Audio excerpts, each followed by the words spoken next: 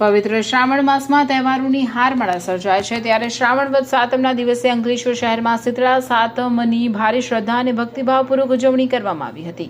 આ પાવન પ્રસંગે અંકલેશ્વરના રામકુંડ, નિરાંતનગર, ગુજરાત હાઉસિંગ બોર્ડ તેમજ ભડકોદરા સ્થિત રામજી મંદિર અને મહાદેવ મંદિર સહિતના વિવિધ ધાર્મિક સ્થળોએ મોટી સંખ્યામાં સૌભાગ્યવતી ગૃહિણીઓએ સમૂહમાં એકત્ર થઈ શીતળા માતાની પૂજા અર્ચના કરી ધન્યતા અનુભવી હતી।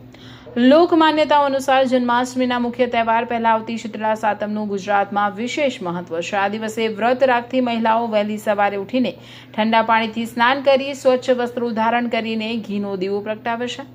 અંકલેશ્વરમાં પણ ગૃહિણીઓએ માતાજી સામે ઘીનો દીવો કરી પૂરા ભાવથી પૂજન અર્ચન કરીને પોતાના બાળકોની દીર્ઘાયુ અને પરિવારની રક્ષા તથા સુખાકારી કાજે ખોડો પાથરીને પ્રાર્થના કરી હતી।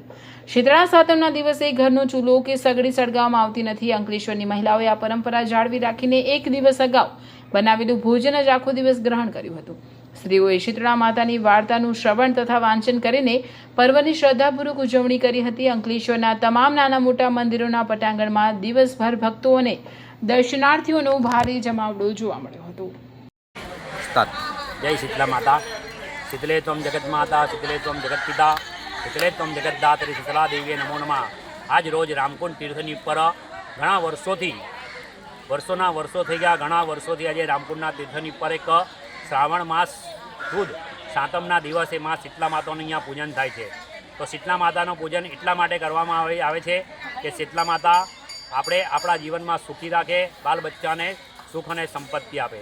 શીતલા માતાને આપણે પ્રાર્થના કરીએ છીએ કે અમારા બચ્ચાઓને તળાશીરા રાખજો। આગલે દિવસે ગરમ જમવાનું બનાવે છે અને શીતળા સાતમના દિવસે તાળું ખાઈને માની પૂજા અર્ચન કરીને માની પાસે આશીર્વાદ લે છે। તો માની પાસે આપણે આશીર્વાદ લેવું કે હે શીતલા માતા, જેવા બાલ બચ્ચાને તળાશીરા રાખજો અને એમના મારા જીવનમાં સુખી રાખજો। જય શીતલા માતા।